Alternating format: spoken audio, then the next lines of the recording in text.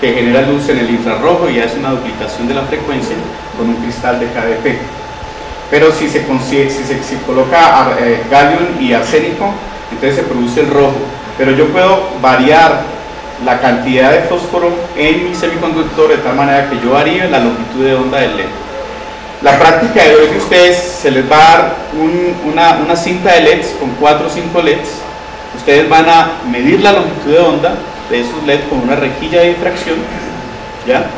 Van a medir la longitud de onda, a partir de la longitud de onda van a calcular el ancho de la brecha, y a partir de calcular el ancho de la brecha van a calcular la cantidad de fósforo que hay en el semiconductor o en el LED que están utilizando. ¿Sí? ¿Okay? ¿Por qué es importante los LEDs? Una de las aplicaciones que traje yo acá es el hecho de que en el estado de California, y más que todo, yo creo que en eso me toca casi todos los Estados Unidos, se está cambiando las luces de tráfico incandescentes por luces de tráfico basadas en LEDs, en diodos emisores de luz. Ahora, si usted mira, por ejemplo, en términos de beneficio económico, el costo de una lámpara incandescente es 100 veces menor que el costo de un LED. ¿Ya? O sea que si una lámpara incandescente te cuesta un peso, una lámpara de LED te cuesta 100 pesos. ¿Sí? Pero ¿dónde está la ganancia? El consumo energético, ¿sí?, de una lámpara incandescente, en este caso, ¿cuál estoy mirando acá? ¿Sí? El consumo energético de una lámpara incandescente es casi 550 veces mayor que el consumo eléctrico de un LED. ¿Sí? Y el costo total en un periodo de 7 años de un LED, en este caso vendría a ser casi como 300 veces menor, ¿sí?, porque el LED dura mucho más que la lámpara incandescente. Entonces usted está ahorrando en cuestión de infraestructura y está ahorrando en cuestión de costos, y es amigable ambientalmente. Lo más importante es de que hay una gran cantidad de energía que se consume en el mundo y que está concentrada estrictamente en iluminación. Ahora, iluminación implica que usted prende el bombillo, pero cuando usted prende el bombillo gasta energía eléctrica, y esa energía eléctrica se tiene que producir a partir de consumir o quemar combustibles como el carbón, ¿sí?, o el petróleo, o cosas que no son biodegradables, que son altamente contaminantes y que no son reemplazables, ¿ya?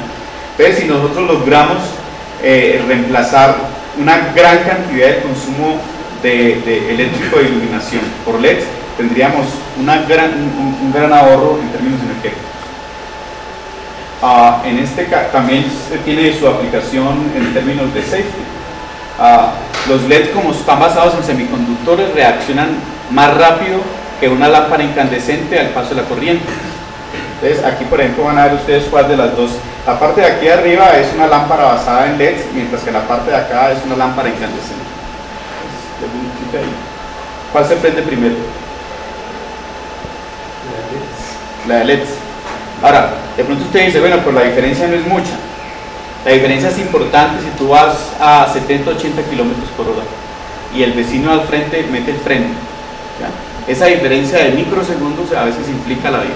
Entonces también tiene sus aplicaciones en cuestión de... el otro material con que van a trabajar hoy es lo que nosotros llamamos materiales con doble fase. Eso se le llama metales con memoria o memory metals. Uno de los metales que más utiliza es el titanio, pero en esta parte se mezcla con níquel, y es un titanio que tiene una doble fase estructural cristalina. Esa fase cada una de esas fases estructural cristalina vive a diferentes temperaturas, ¿ya? Entonces, si usted construye su memory metal a una temperatura, ¿ya?, y lo dobla y lo vuelve y lo calienta, inmediatamente vuelve a la temperatura, a su estado original. Aplicaciones en la industria aeroespacial de esto hay mucho, porque es un metal que es muy liviano, y aparte, por ejemplo, digamos, una de las aplicaciones que les hablaba es en la superficie de Marte, es tremendamente fría, además en la noche además hay mucha arena. Entonces el Finder que se mandó, que hay como 4, hay 2 o 3 en Marte, uno de los problemas que sufría era que en el día los paneles solares se llenaban de arena. Entonces en la noche se hicieron estos springs, como una especie de resortes con estos materiales de doble memoria. Entonces en la noche volvían a un estado original y levantaban los paneles solares y la arena caía. Una aplicación interesante porque lo importante en la industria aeroespacial es el peso, ¿sí? Implica ahorro de combustible. Aquí vemos aplicaciones de estos metales con memoria. La gente dice, pero es que eso ¿dónde hay? Eso está en todas partes. En ese momento las jeringas flexibles se utilizan mucho. En las antenas antiguas de los celulares que ustedes tenían, esas antenas eran flexibles, eso es un memory metal.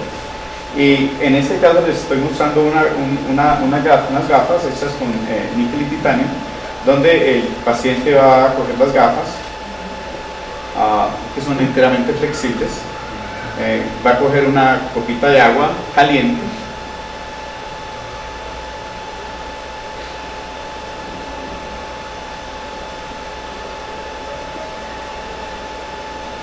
la va a doblar. Ahí en ese momento, como la temperatura está aumentando, entonces básicamente la está doblando y está utilizando la segunda fase cristalina.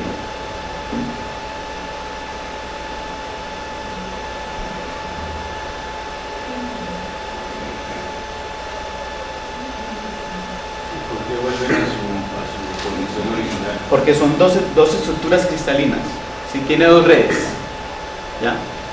Entonces una red predomina en un estado de temperatura y la otra predomina en el otro estado de temperatura. Entonces entonces recuerda cada una de las fases. Él sabe que en la fase caliente tiene una forma y en la fase fría tiene otra forma. Entonces cuando tú la deformas en la fase caliente y la enfrías otra vez, vuelve a la forma que tenía en la fase fría. Poco a poco, como está empezando a enfriarse otra vez el metal, va a ir recuperando su forma original y eventualmente vuelve a su forma original perfecta.